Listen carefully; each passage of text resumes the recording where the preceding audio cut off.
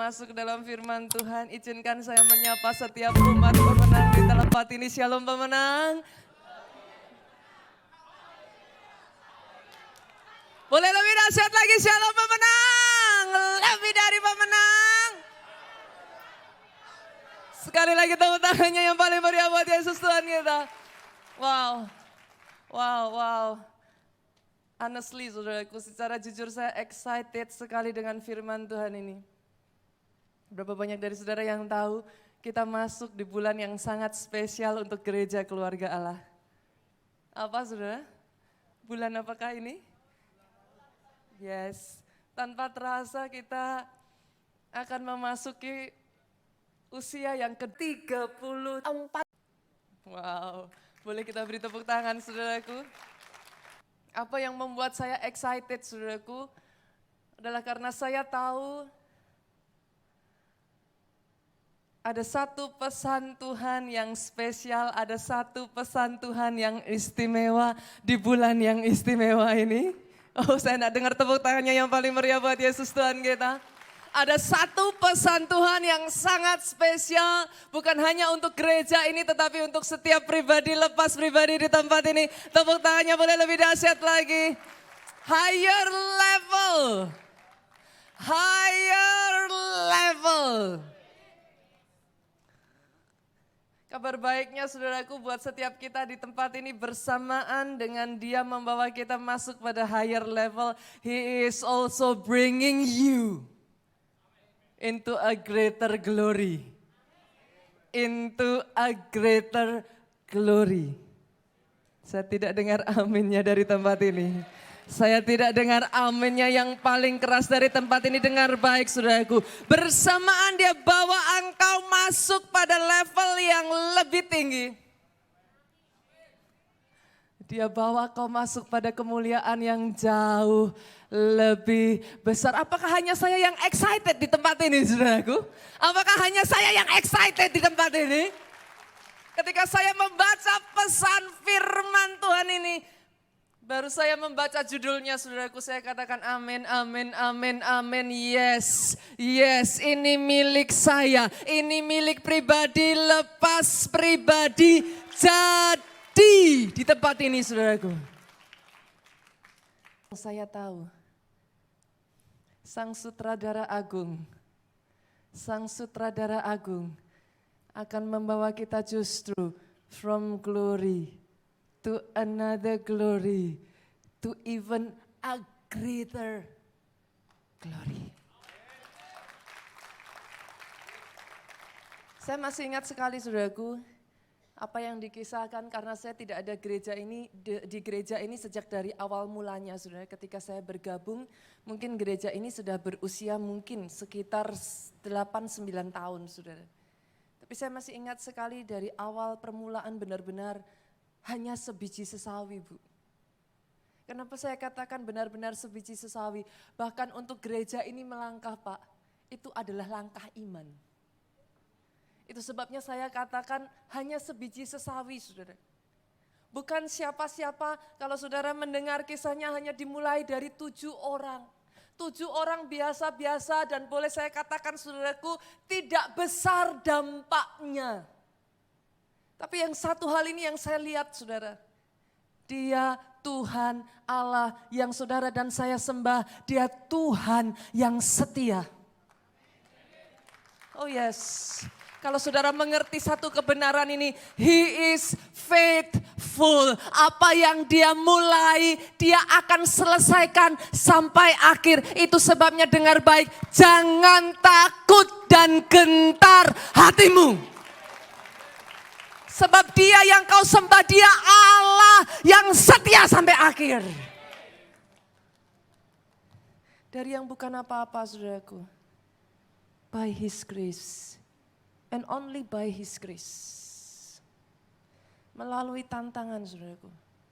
Gak sedikit tantangan, melalui rintangan, Ibu. Sangat banyak rintangan. Tapi by His grace, sampai detik hari ini, yang saya percaya dan terus saya lihat, saudaraku, dengar baik, janjinya ya dan amin. Tuhan bawa gereja ini tidak pernah turun, tapi terus naik. Dan yang sama saya percayai saudaraku. Dengar baik hari ini. Dia tidak pernah membawa engkau turun. Dia tidak pernah membawa engkau turun. Kalau ada sebagian dari saudara yang berkata, Pastor, but that's the contrary of my condition. Itu sebaliknya dari kondisiku, dengar baik. Dia belum selesai. Dia belum selesai. Kalau saat ini itu yang kau lihat, dengar baik saudaraku. Janjinya ya dan amin. Dan dia Allah yang lebih daripada setia, yang mampu memastikan janjinya menjadi kenyataan. Kalau dia berkata akan naik dan tidak turun, maka terjadilah, dia bawa naik dan tidak akan turun. Boleh kita baca Hagai 2 saudaraku. Boleh kita baca Hagai pasalnya yang kedua, ayatnya yang ke-9 kita lihat.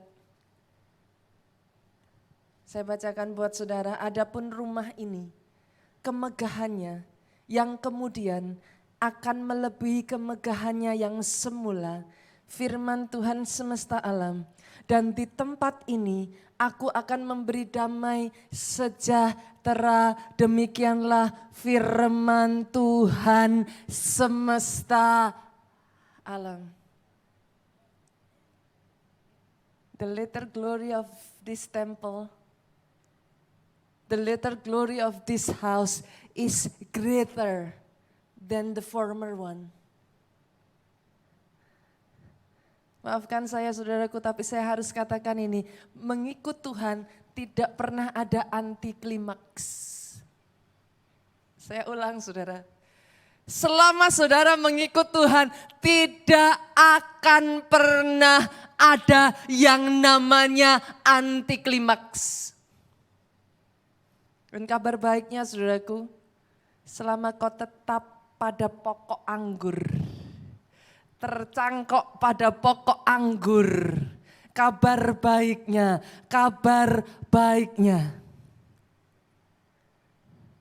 dia belum selesai.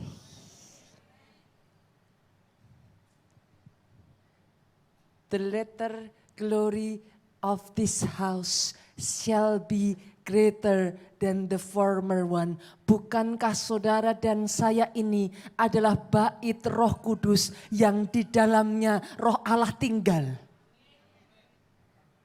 Janji firman ini bukan hanya untuk gereja keluarga Allah. Janji firman ini adalah untuk bait Allah yang ada di tempat ini. Saudara tanpa terkecuali, tepuk tangannya boleh lebih dahsyat lagi buat Yesus Tuhan kita. Janji firman ini berlaku untuk setiap bait Allah yang ada di tempat ini. Dan berbicara bait Allah bukan hanya sekedar 4 dinding gereja ini saudaraku. Pengurapan mengalir dari atas turun ke bawah. Oh yes. Kemuliaan yang Tuhan berikan atas kehidupan saudara akan jauh lebih besar dari yang pernah saudara lihat sebelumnya. Apa yang dimaksud untuk saudara dibawa ke higher level? Apa yang dimaksud saudara dibawa level yang lebih tinggi saudaraku? Bukan hanya Tuhan belum selesai dalam hidupmu, tapi izinkan saya mengatakan ini, Tuhan tidak berhenti bekerja dalam kehidupan pribadi lepas pribadi di tempat ini. Oh ya, tepuk tangannya boleh lebih dahsyat lagi. IR1 kalau tepuk tangan boleh lebih dahsyat lagi dari ini, serukan haleluya. Dia belum berhenti mengerjakan terus. Ada bedanya saudara, perhatikan baik-baik. Ada bedanya dengan yang namanya terus dipakai dan pernah dipakai. Saya ulang ya saudara. Ada beda jauh, terus dipakai dan pernah dipakai. Terus dipakai saudaraku. Dulu saudara dipakai. Hari ini masih dipakai. Besok dipakai. sampai seterusnya, sampai mata kita ini tertutup, nantinya kita pulang ke rumah Bapa tetap dipakai. Dan itu yang saya doakan jadi atas hidup saudara. Jangan pernah ada satupun dari saudara yang mau pernah dipakai. It saddened me so much, saudaraku. Sangat menyedihkan buat saya ketika saya mendengar anak-anak Tuhan berkata, Pastor, dulu saya juga pernah. Pastor, dulu saya juga mengalami mujizat. Pastor, dulu saya excited sekali mengikut Tuhan. Dulu.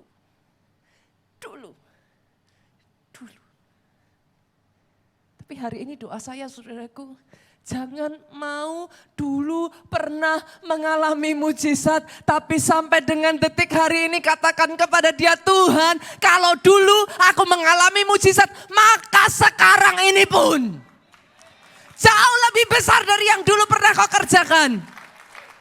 Kau sanggup kerjakan atas kehidupanku. Saudara banyak di sini yang penggemar sepak bola, saudara. Baru saja berlalu ya, Piala Dunia ya. Siapa pemenangnya, saudaraku? Siapa pemenangnya, ada yang masih ingat? Perancis, saudaraku. Dalam sepak bola kira-kira ada berapa orang yang diizinkan bermain, saudara? 11 orang. Sisanya mereka hanya akan menjadi pemain cadangan. Bolehkah saya katakan ini? Jangan mau jadi pemain cadangan, saudara. Di dalam Tuhan, jangan mau jadi pemain cadangan di dalam Tuhan, bahkan jangan mau hanya jadi penonton. Karena di dalam pertandingan sepak bola, saudaraku, ada orang-orang tertentu yang seolah-olah selamanya akan terus menjadi pemain cadangan. Ada pemain-pemain tertentu yang dia dipakai bermain hanya sebentar. Kemudian akan digantikan orang lain. Tapi ada pemain-pemain dan saya berdoa, itulah saudara dan saya yang ada di tempat ini, pemain-pemain yang dipertahankan oleh pelatihnya, bertahan dari awal sampai akhir pertandingan. Doa saya, saudara dan saya adalah pemain yang terus dipakai sampai akhir. Jangan mau jadi Saul, saudaraku. Saul pernah dipakai Tuhan. Tapi sayangnya, dia hanya dipakai untuk waktu yang sangat singkat. Pernahkah saudara berpikir seharusnya garis keturunan Saul lah yang menempati posisi-posisi raja-raja besarnya Israel. Tapi di manakah nama-nama itu, saudaraku? Where are they? Seharusnya keturunan Saul satu persatu. One by one, Ibu. Bertengger sebagai raja-raja Israel. In fact, saudaraku, sangat disayangkan. Tidak ada satupun keturunan Saul yang hidup dan menjadi seorang raja sampai akhir. Bahkan tidak Yonatan, saudaraku. Sangat disayangkan. Siapa Daud? Siapa Daud, saudaraku? Sesungguhnya Daud itu, saudaraku, bukan siapa-siapa, dia hanya orang biasa-biasa, saudara. Tapi dengar baik, dengar baik, dengar baik. Satu hal yang begitu luar biasa dari Daud, saudaraku. Dia sadar hal ini, dia menyadari hal ini, dia terus dipakai bukan hanya di awal saja, tetapi kemuliaan Tuhan bertambah hari, bertambah terang dalam kehidupan Daud. Sampai ajal menjemput Daud, justru Daud ada di puncak kemuliaan Tuhan. Doa saya, sekali lagi doa saya, itu yang jadi dalam kehidupan saudara. He is bringing you into a greater and even greater glory. Kemuliaan yang jauh lebih besar lagi, saudara. Dan untuk hal itu bisa terjadi dalam kehidupan kita, saudaraku, dibutuhkan yang namanya persiapan. Kita nggak bisa hidup sembarangan, Bu. Kenapa saya melihat kehidupan orang-orang yang menjalani hidupnya dengan sembarangan, mereka tidak bertahan sampai akhir. Apa yang membuat Daud yang seorang yang biasa-biasa saja dalam kehidupannya, dia bisa bertahan sampai akhir, bahkan kemuliaan yang di akhir jauh lebih besar daripada yang di awal, saudara. Hari-hari ini saudaraku, kalau saudara berkata kepada saya, Pastor berbicara tentang yang namanya higher level, greater glory. In fact dalam kehidupan saya hari-hari ini saya merasa seperti proses demi proses demi proses. Tidak ada habis-habisnya. Bolehkah saya berkata saudaraku, mengucap syukurlah dalam semua proses itu. Karena proses itulah yang mempersiapkan saudara kuat menerima greater glory. Kalau Tuhan tidak mempersiapkan Daud sejak dari awal saudaraku. Kalau Tuhan tidak mengizinkan Daud menjadi penggembala 2-3 ekor kambing. Hanya berlatih membunuh singa, membunuh beruang. Kalau Tuhan tidak mengizinkan semua proses itu terjadi. Daud tidak akan bertengger sampai akhir menjadi raja yang begitu kokoh di tahtanya. Kalau saudara masih ingat, ada satu ketika, satu kejadian saudaraku. Di mana pada saat itu, Saul menawarkan satu syarat kepada Daud, saudaraku. Berkali-kali Daud dipanggil ke rumahnya, masih ingat ya saudaraku, Saul kerasukan. Daud dipanggil setiap kali kecapi dinyanyikan, saudaraku, roh jahat itu meninggalkan Saul. Ada satu kesempatan di mana Saul memberikan satu syarat kepada Daud, dan kalau Daud bisa melakukan itu, maka Saul akan mengangkat Daud menjadi menantunya. Yang tidak banyak diketahui anak Tuhan adalah sesungguhnya itu adalah cara Saul untuk menjatuhkan Daud. Kenapa saudaraku? Kita baca 1 Samuel pasalnya yang ke-18. 1 Samuel pasal yang ke-18 ayat yang ke-25 sampai ayat yang ke-27 saudara. Kita lihat. Kita baca bergantian ya. Saya baca 25, saudara baca 26. Kita baca bersama saya sama ayat yang ke-27. Kemudian berkatalah Saul, beginilah kamu katakan kepada Daud, raja tidak menghendaki mas kawin, selain dari 100 kulit katan orang Filistin sebagai pembalasan kepada musuh raja. Saul bermaksud untuk menjatuhkan Daud dengan perantaraan orang Filistin. Ayat 26 dengan suara keras. Ketika para pegawainya memberitahukan perkataan itu kepada Daud, maka setujulah Daud menjadi menantu raja. Waktunya belum genap 27 bersama, tetapi Daud sudah bersiap.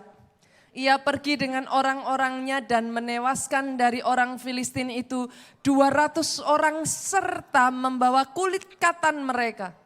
Dan dalam jumlah yang genap diberikan merekalah semuanya itu kepada raja supaya Daud menjadi menantu raja.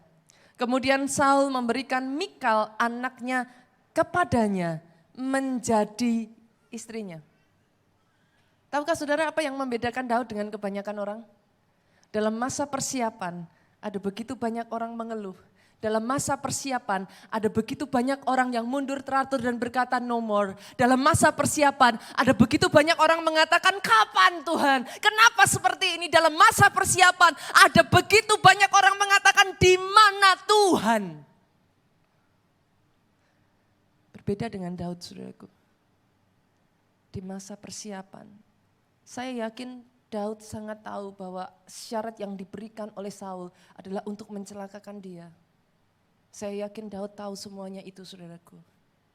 Tapi justru ketika dia diizinkan ada di dalam masa-masa proses itu saudaraku.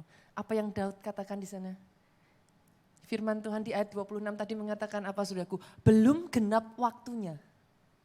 Belum genap waktunya. Artinya apa? Kalau yang lain bermalas-malasan. Kalau yang lain nanti dulu. Kalau yang lain ya. Buat Daud, belum genap waktunya. Dia sudah mempersiapkan dirinya terlebih dulu. Yang lain kehilangan semangatnya di dalam masa proses. Bagi Daud belum genap waktunya, belum melihat apa-apa, tapi dia punya semangat yang menyala-nyala. Daud menyadari, saudaraku, semuanya itu diperlukan. Daud menyadari persiapan itulah yang nantinya akan membawa dia menjadi orang yang besar.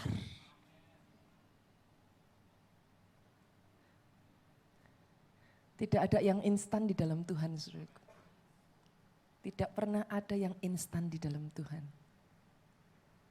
Tanpa persiapan itu, saudaraku. Masih ingat kisah Daud melawan Goliat? Masih ingat? Yes. Tanpa semua persiapan itu, saudaraku. Pada saat Daud melawan Goliat, hari itu tidak akan menjadi panggung promosi bagi Daud. Saudara harus ingat pada saat Daud pergi ke medan perang, dia tidak pergi ke medan perang untuk pergi melawan Goliat loh, saudaraku. Yang mengerti katakan amin. Pada saat Daud pergi ke medan perang, dia pergi ke sana hanya tujuannya apa? Dia cuma membawakan makanan untuk kakak-kakaknya. Daud tidak punya tujuan untuk menjadi pahlawan yang dialuk-alukan bangsa Israel pada saat itu. Berapa banyak dari saudara yang mengerti kesempatan datangnya kapan? Tidak satupun orang tahu. Sampai-sampai digambarkan, saudaraku, kita semua tahu, mungkin banyak di antara saudara yang tahu, dewa kesempatan itu digambarkan seperti apa? Ada yang tahu? Dewa kesempatan, saudaraku, menurut mitologi Yunani, saudara, itu digambarkan sebagai satu orang tua, saudara, yang di depan wajahnya ini rambutnya panjang sekali menutupi wajah. Tetapi belakang kepalanya gundul, saudara.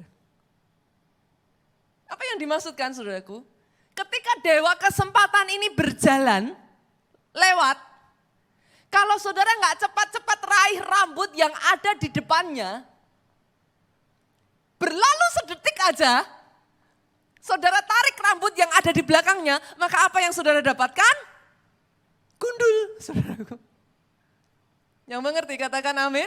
Yang mengerti katakan amin. Sampai-sampai digambarkan seperti itu, yang namanya momentum, yang namanya kesempatan. Hanya Tuhan yang tahu kapan datangnya.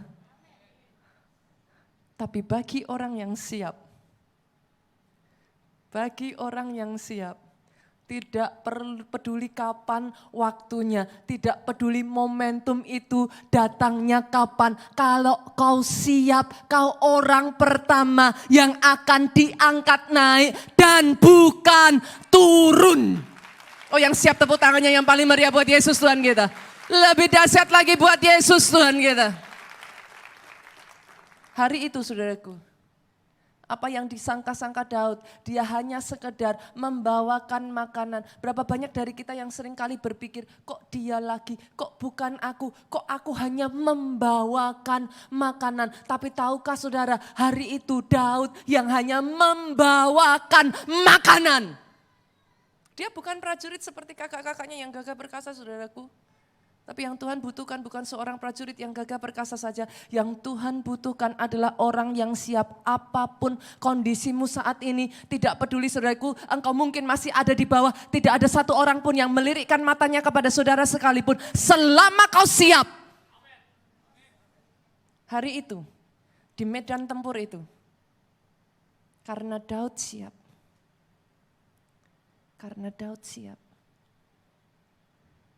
Alih-alih kubur terakhir yang bisa memendam Daud selamanya, medan perang itu menjadi panggung promosi yang dipakai Tuhan untuk mengangkat Daud naik.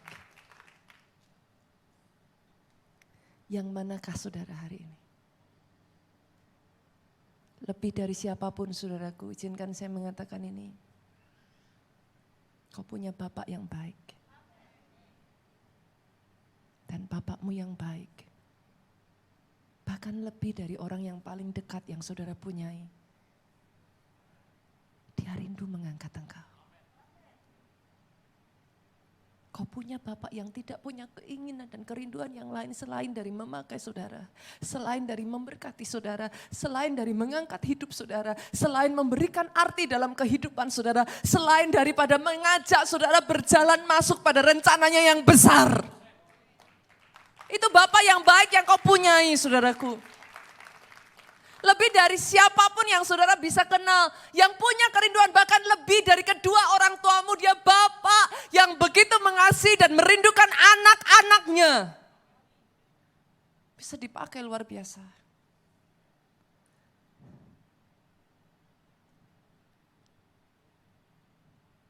Tapi seberapa dia bisa mengangkat engkau? Seberapa engkau bisa dibawa masuk pada level berikutnya, seberapa tinggi dia bisa mengangkat engkau pada level berikutnya, ditentukan seberapa siap engkau. Pertanyaan saya hari ini saudaraku, yang manakah saudara? Jika ada di antara saudara hari-hari ini saudara berkata, Pastor, I'm tired. Saya tahu saudaraku masa persiapan bisa menjadi satu masa yang tidak mudah. Kalau ada di antara saudara yang saudara berkata hari ini, Pastor, even I'm tired to listen to the word. Saya capek. Setiap kali saya mendengarkan firman di gereja, roh saya bangkit. Hanya untuk menghadapi ketika saya hari Senin sampai hari Sabtu saya menghadapi kenyataan kehidupan, it's totally different. Izinkan saya menyampaikan apa yang ada di hati Tuhan hari ini saudaraku. Dia tidak pernah merindukan anak-anaknya untuk jatuh. Dia tidak pernah merencanakan saudara dan saya untuk gagal. Tapi kalau semuanya itu diizinkan saudaraku dengar baik, jadilah seperti Daud. Dalam masa persiapan itu bersemangatlah. Jadilah seperti Daud yang diminta 100 kulit katan, dia berikan 200 kulit katan. Artinya apa? Di masa persiapan itu kerjakan lebih dan lebih dan lebih dari yang diharapkan atas hidup saudara. Ketika tidak ada satu orang pun melihat pekerjaan saudara. Ketika tidak ada satu orang pun yang memuji saudara. Kerjakan dengan setia. Persiapkan dirimu. Percayalah bahwa Bapak yang kau sembah tidak pernah merancangkan kegagalan. Dia tidak pernah bermain-main dengan kehidupanmu saudaraku. Bapak yang kau sembah, setiap yang diizinkan terjadi atas hidupmu ada maksud yang baik untuk kebaikan saudara. Sebabnya hari ini firman Tuhan saya akan bagikan saudara. Saya akan masuk pada poin saya yang berikutnya. Persiapan apa yang harus kita punyai saudara? Persiapan apa yang harus kita lakukan? Sehingga tepat pada waktunya, when the momentum come. Certainly we don't know when.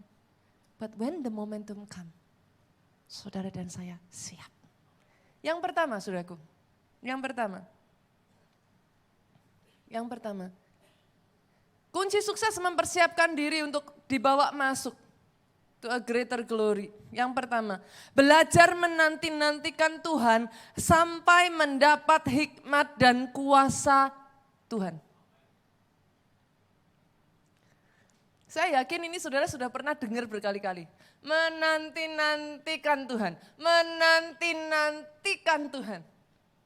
Tapi sayangnya saudaraku, saya menjumpai begitu banyak orang Kristen. Tergesa-gesa.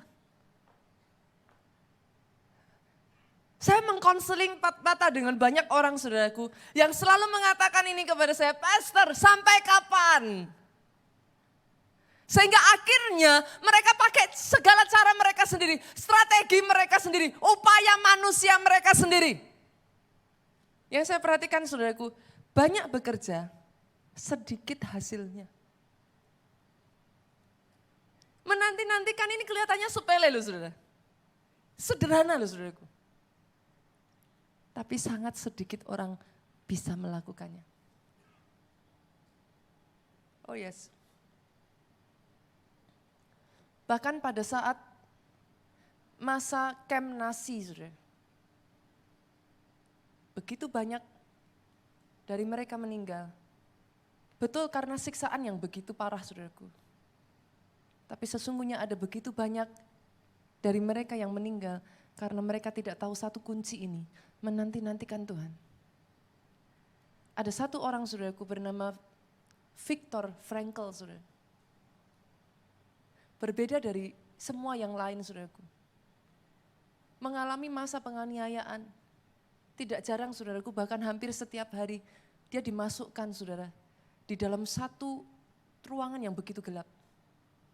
Kadangkala saudaraku, mereka sengaja dikunci dalam satu ruangan yang terlalu kecil untuk tubuh mereka. Ketika yang lain histeris, ketika yang lain begitu dicekam ketakutan, ketika yang lain begitu dicekam dengan kemarahan, begitu dicekam dengan keputusasaan saudaraku. Viktor Frankl mengembangkan satu kekuatan yang begitu luar biasa dalam menghadapi semua masa-masa sukar itu saudaraku. Satu ketika saudaraku, ketika dia dikunci di satu ruangan yang begitu gelap saudara. Dia menyadari satu hal yang Tuhan ajarkan kepada dia. Yang di kemudian hari dia tahu sebagai rahasia yang membuat dia bertahan sampai akhir saudaraku. Adalah pada saat dia dikunci di kamar yang begitu gelap itu saudaraku. Tidak ada sedikit pun terang, tidak diberikan makanan, tidak ada sedikit pun cahaya saudaraku. Tahukah saudara apa yang Tuhan ajarkan untuk dia lakukan? Ternyata di masa-masa itulah Tuhan mengajarkan dia mengembangkan otot-otot rohnya saudara. Di tengah dia ada seorang diri di kamar yang begitu gelap. Tuhan mengingatkan dia bahwa dia tidak pernah seorang diri. Disitulah saudaraku, dia belajar untuk menyanyikan lagu yang pernah diajarkan orang tuanya ketika dia ada di sekolah minggu. Disitulah saudaraku, dia mulai satu persatu mengingat ayat-ayat seberapa banyak yang sanggup dia ingat. Saudara. Tanpa disadarinya, dia mengembangkan satu kebiasaan baru saudaraku. Saat dimana dia dikurung, saat dimana dia dimasukkan di ruangan yang begitu gelap, bisa menjadi saat yang begitu indah, dia intim bersama Tuhannya. Hal yang begitu kecil dan sederhana ini saudaraku, membuat orang menyadari perbedaan Viktor dibanding dengan tahanan yang lain saudara. Bahkan satu persatu dari tahanan itu mulai bertanya kepada Viktor, apa yang membuat engkau selalu bersuka cita setiap hari? Apa yang membuat engkau seolah-olah tidak ada habis-habisnya, tidak peduli kau disiksa seperti apa. Kau tetap kuat. Viktor menjawab seperti ini saudaraku. Aku tidak tahu apakah ini adalah hari di mana aku lah yang akan dikuburkan atau aku yang menguburkan dan membakar mayat dari saudara-saudara yang sudah meninggal. Tapi yang aku tahu, kalau hari ini aku masih diberi nafas hidup, aku hidup untuk memuliakan nama Tuhanku. Tanpa dia sadari saudaraku, hari-hari di mana dia disiksa, tidak terasa seolah-olah dia disiksa. Tanpa dia sadari hari-hari itu menjadi satu waktu di mana dia mengembangkan hubungan yang intim dengan Tuhannya. Dari situ rupa-rupanya saudaraku, dia mulai mengajarkan kepada teman-temannya yang lain. Orang-orang yang ada di dalam persekutuannya menjadi kuat, saudara. Mereka berbeda dari tahanan-tahanan yang lain, saudaraku. Bukan hanya itu saja. Ternyata bukan hanya tahanan yang tidak kuat, saudaraku. Para sipir pun sebenarnya mereka tidak kuat melihat perlakuan terhadap tahanan, saudara. Betapa kejam. Jiwa mereka pun hancur, saudara. Tapi ketika mereka mendengarkan Viktor bercerita, mulai satu demi satu penjaga penjara saudaraku, mendengar cerita dari Viktor ini. Mereka dikuatkan dari kisah dari Victor ini. Mereka semakin dikuatkan dan tidak sedikit dari mereka yang akhirnya menerima Yesus. Satu hal yang tidak mudah, saudaraku. Tapi dengar baik, ketika dia belajar untuk menanti-nantikan Tuhan. Dia belajar untuk menanti-nantikan Tuhan, firman-Nya ya dan amin. Yesaya 40 ayat 31, boleh media bantu saya? Yesaya 40 ayatnya yang ke-31 boleh dikeluarkan? Ada?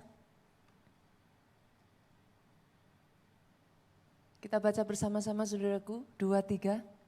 Tetapi orang-orang yang menanti-nantikan Tuhan mendapat kekuatan baru. Mereka seumpama Raja Wali yang naik terbang dengan kekuatan sayapnya. Mereka berlari dan tidak menjadi lesu. Mereka berjalan dan tidak menjadi lelah.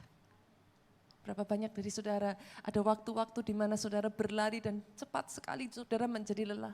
Bahkan sebagian dari saudara, saudara merasa kadangkala pastor, aku bahkan tidak berlari, berjalan saja sudah tidak mempunyai kekuatan.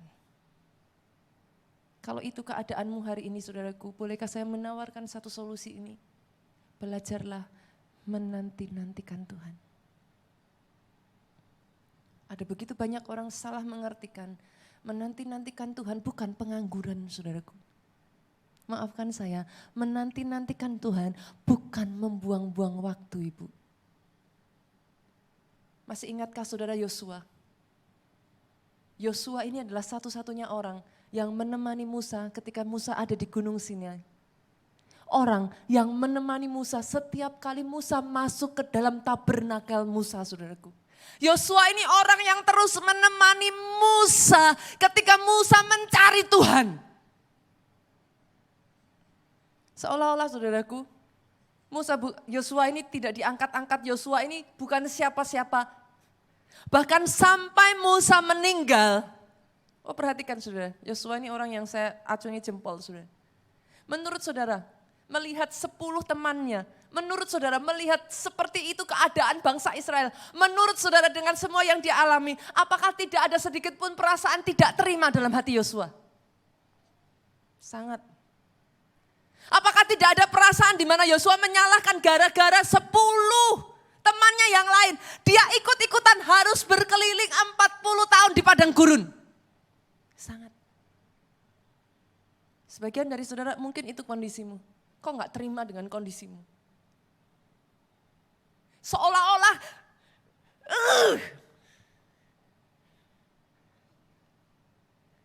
belajar dari Yosua saudaraku. Dia melalui semuanya itu. Tahukah saudara apa yang membuat saudara Yosua menjadi seorang pemimpin yang di bawah kepemimpinannya? Bangsa Israel masuk ke tanah perjanjian. Karena Yosua orang yang tahu menanti-nantikan Tuhan. Dia tidak berjalan sebelum mendapat pengurapan dan perintah yang dari Tuhan. Saya melihat saudaraku, hari-hari ini saudara gereja kita ini sedang ada di tahap ini saudara. Kita ini sedang menanti-nantikan Tuhan saudaraku. Seolah-olah nothing happen. Tapi kita terus sedang bekerja saudaraku. Kota Solo saudara hari-hari ini dibangun, bahkan menjelang tanggal 10 September nantinya HUT Gereja Kota Solo saudaraku. Awalnya ketika saya mendengar cerita dari Pak Obaja ini saya geleng-geleng kepala Pak. Di pemandangan saya doesn't make sense. Mau menjelang HUT kok nanti persiapannya begitu banyak kok malah mereka mengadakan KKR 10 hari saudara.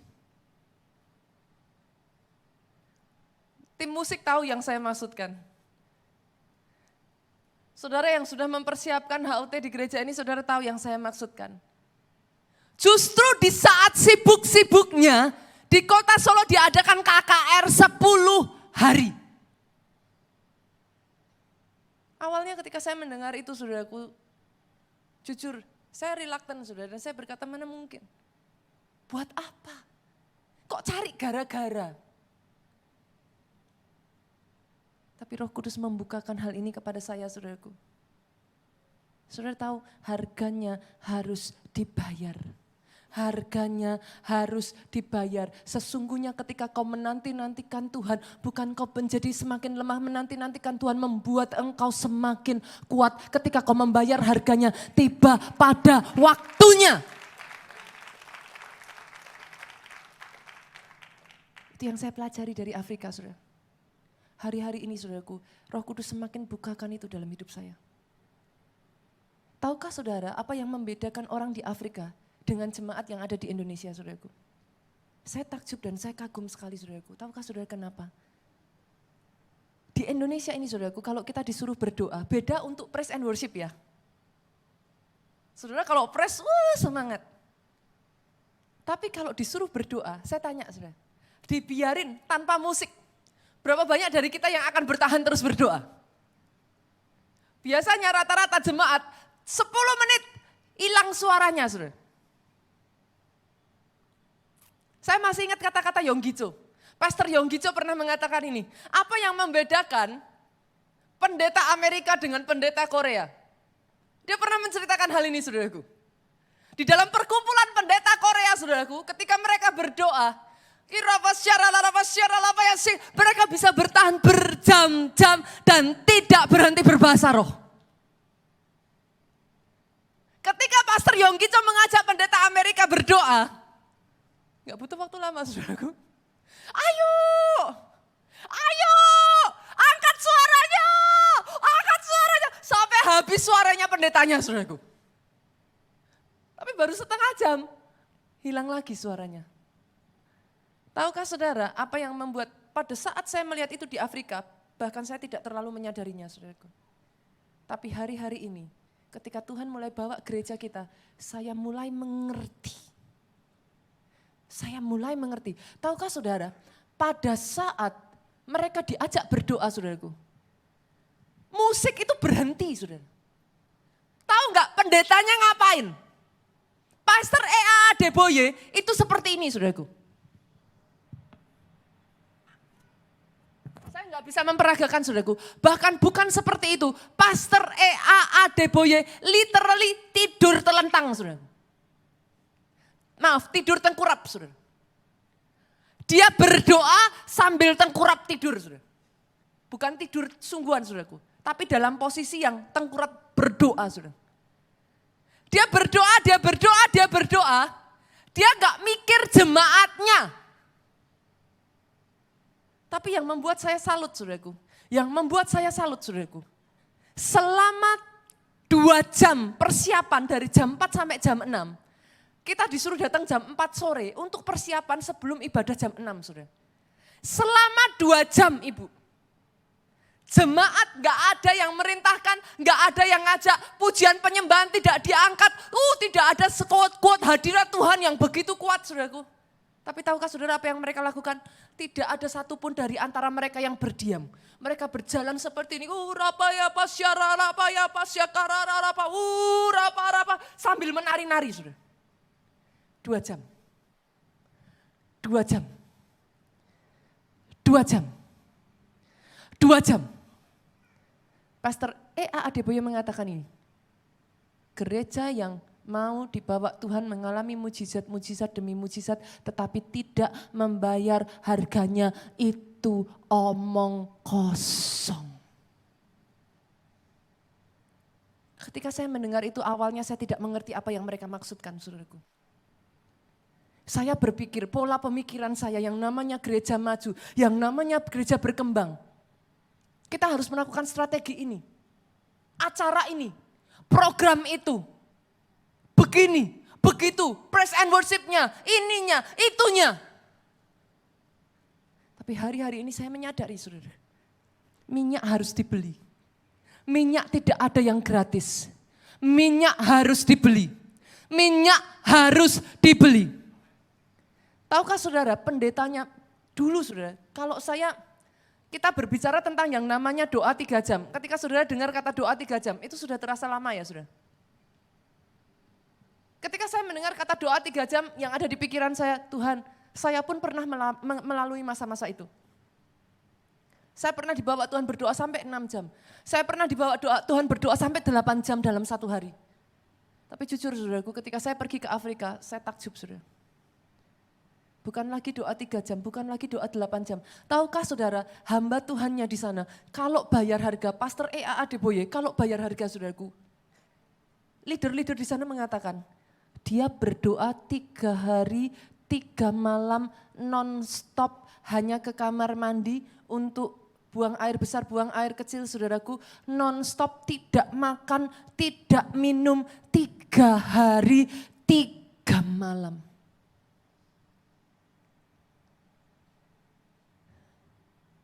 It got me thinking. It got me thinking. Saya menyadari saudaraku dengan semua strategi manusia sanggup lakukan. Bahkan gereja di Amerika saudaraku dengan semua strategi yang mereka lakukan. Ukuran terbesar dari mereka berapa orang saudara? 100,000 is the biggest. 200,000 maybe, enggak ada saudaraku. Tapi semua orang mungkin boleh mengatakan hal yang tidak baik. Di Afrika mungkin punya 1.001 kelemahan saudaraku. Gedungnya tidak seindah kita ini. Tidak ber-AC sehebat kita ini saudaraku. Dengan semua kelemahan mereka, tahukah saudara, satu kali mereka berkumpul bersama-sama. 8 juta jemaat datang bersama-sama. It got me thinking. Anak Tuhan dengar baik. Dengar baik. Saudara, banyak di antara saudara mungkin berpikir menanti-nantikan Tuhan itu sesuatu yang sia-sia. Kecenderungan dari kita rata-rata kita mau gerak dulu. Kita mau jalan dulu tanpa tanya Tuhan. Kita mau lakukan dulu, peduli Tuhan kapan.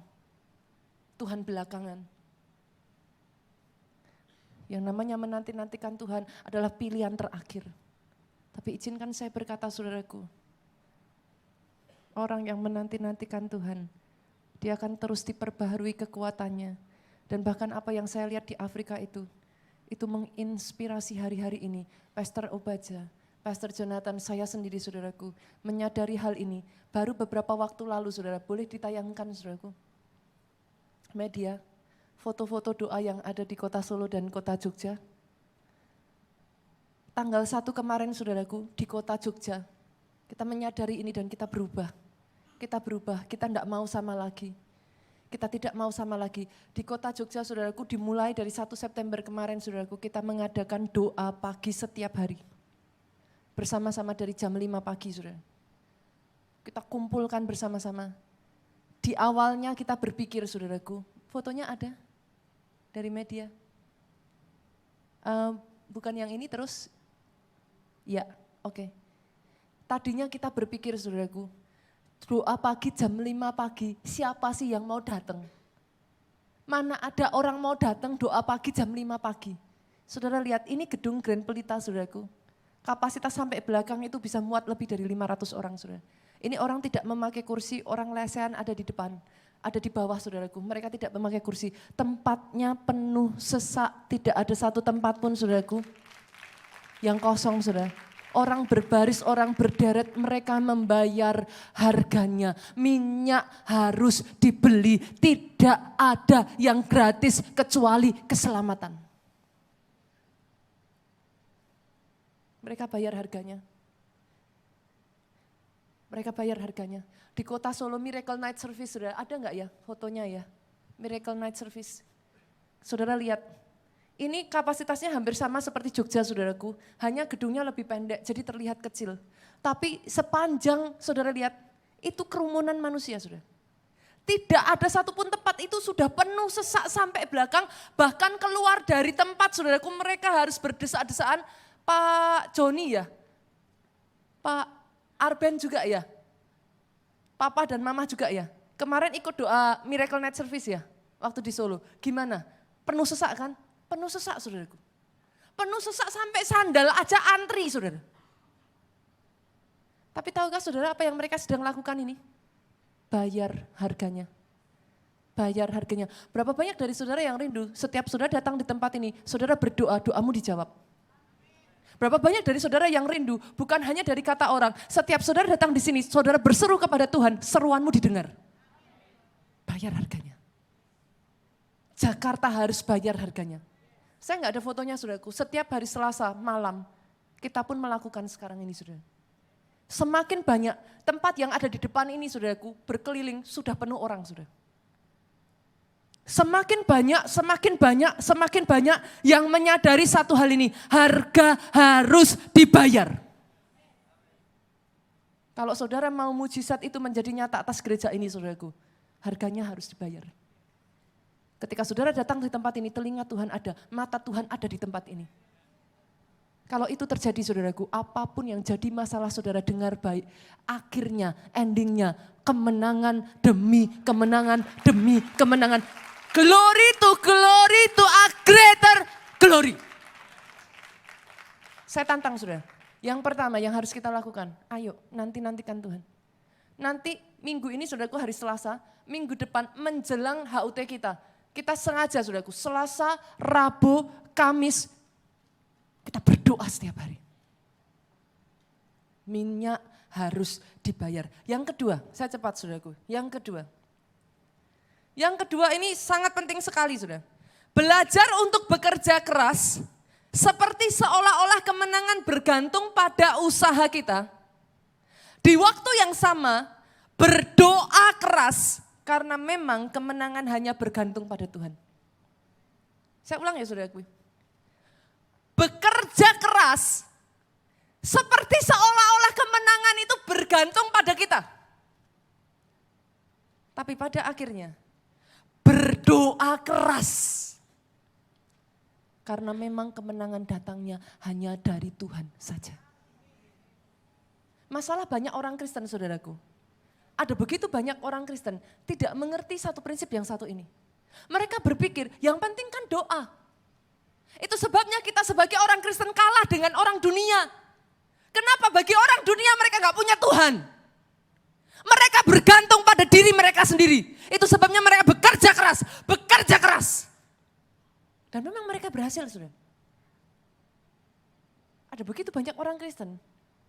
Ketika berbicara tentang bekerja keras, yang penting kan doa.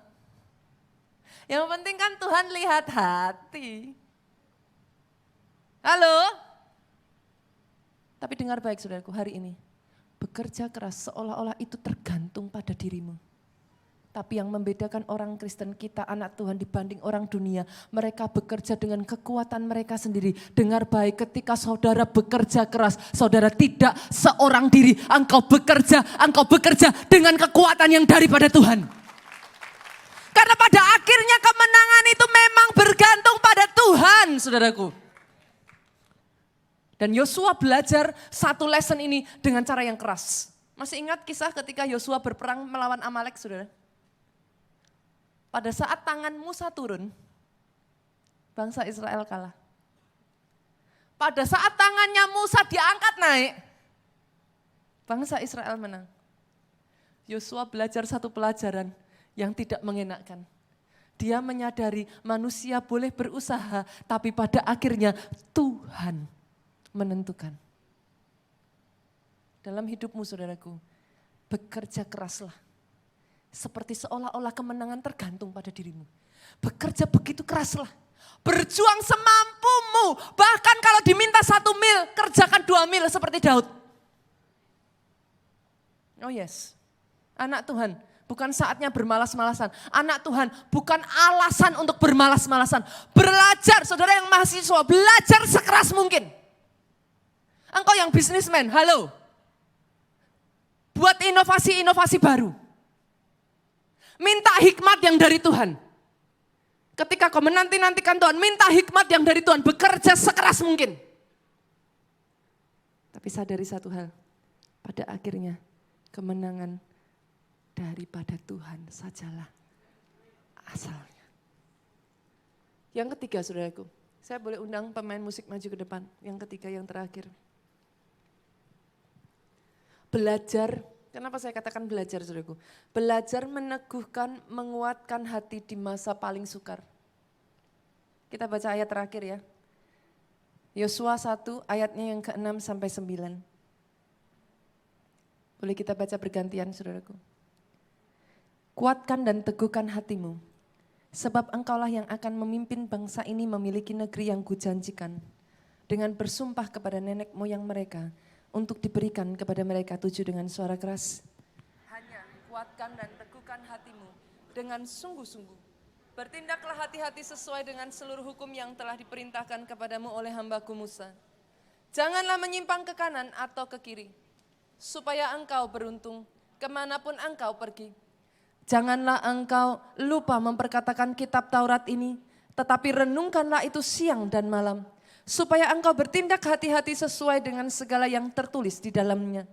Sebab dengan demikian perjalananmu akan berhasil dan engkau akan beruntung. 9 bersama 23, bukankah telah kuperintahkan kepadamu, kuatkan dan teguhkan hatimu, janganlah kecut dan tawar hati. Sebab Tuhan Allahmu menyertai engkau kemanapun engkau pergi. Dalam mencapai kemenangan, dalam perjuangan, selalu ada tantangan. Apakah kalau Tuhan berjanji, Dia akan mengangkat engkau naik dan tidak turun, itu artinya tidak ada kemenangan, sudah? Tidak ada perjuangan? No. Apakah artinya tidak ada masalah? No. Apakah artinya tidak ada masa-masa sukar? No. Itu sebabnya pesan Tuhan kepada Yosua 1, saudaraku. Tuhan sudah tahu kemenangan itu pasti. Tuhan tidak memesankan supaya Yosua percaya bahwa akan ada kemenangan, no. Kemenangan itu pasti. Kalau Dia sudah menjanjikan kau akan diangkat naik, kau tidak akan bisa turun. Victory is sure. Tapi Tuhan tahu untuk mencapai kemenangan akan ada begitu banyak pergumulan menanti di depan saudara. Itu sebabnya saudaraku dibutuhkan satu hal ini, kuatkan dan teguhkan hatimu. Saudara kira sebagai gereja, saudaraku, ketika melihat jemaat masih sedikit, tahukah saudara apa yang membuat banyak gereja tidak bertahan sampai akhir? Ketika mereka melihat hanya 50 orang yang datang, 100 orang yang datang, mereka mundur teratur dan mereka berkata, no more. Tapi ada gereja-gereja yang bertahan, menguatkan dan meneguhkan hati, terus berjuang. Bahkan ketika yang kau lihat di depan matamu seolah-olah sia-sia, menguatkan, meneguhkan hati, terus maju. Bahkan ketika kau lihat saudaraku usahamu seolah-olah sia-sia, menguatkan, meneguhkan hati, tidak berputus asa. Karena bukan apa yang dilihat mata yang menentukan hidupmu. Kalau hari ini belum ada pelangi, tidak berarti pelangi itu tidak akan pernah ada. Tuhan tahu hal itu. Itu sebabnya satu yang dipesankan Tuhan kepada Yosua yang hari ini saya rindu. Ini diingat-ingatkan kembali dalam kehidupan pribadi lepas pribadi di tempat ini. Jangan menyerah, kuatkan, teguhkan hatimu. Bahkan di masa paling sukar sekalipun, kuatkan, teguhkan hatimu sekali lagi. Karena hanya orang, saudaraku, yang bisa terus menguatkan hatinya. Itu harus terus menerus, saudaraku. Jujur ketika menghadapi masalah rintangan, saudaraku. Jujur ketika menghadapi masa-masa stagnasi, saudara. Hati siapa yang gak gentar? Hati siapa yang gak ragu-ragu dan takut, saudara? Jangan-jangan, really? Tuhan tahu itu. Itu sebabnya Dia katakan, kuatkan, teguhkan hatimu. Kenapa saudaraku? Kita lihat dan kita tutup dengan ayat ini. Yosua pasalnya yang ke-22 ayatnya yang ke-14. Saya ajak jemaat Tuhan bangkit berdiri, kita baca bersama-sama. 2, 3. Maka sekarang sebentar lagi aku akan menempuh jalan segala yang fana. Sebab itu insyaflah dengan segenap hatimu dan dengan segenap jiwamu, bahwa satu pun dari segala yang baik yang telah dijanjikan kepadamu oleh Tuhan Allahmu, tidak ada yang tidak dipenuhi semuanya telah digenapi bagimu. Tidak ada satupun yang tidak dipenuhi. Amin.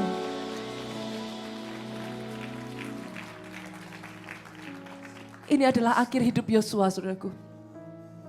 Sebelum dia menutup matanya untuk yang terakhir kalinya, ini yang dia katakan, saudaraku. Aku saksi hidup. Melalui semua rintangan, melalui semua masalah, aku saksi hidup. Tidak satupun yang baik yang dijanjikan Tuhanmu yang tidak digenapi, yang tidak terlampaui, yang tidak dia kerjakan. Berapa banyak dari saudara hari ini, saudaraku? Pesan di bulan September ini yang saya percaya bukan hanya untuk gereja Tuhan, tapi untuk bait-bait Allah yang ada di tempat ini. Kemuliaan yang kemudian akan jauh lebih besar dari kemuliaan yang terdahulu. Amin. Saya menanti-nantikan ini digenapi, saudaraku. Dalam nama Saya Yesus. menanti-nantikan ini digenapi. Tapi adakah orang-orang di tempat ini yang mau mempersiapkan hidupnya, mau membayar harganya, mau menanti-nantikan Tuhan, mau berjuang begitu keras?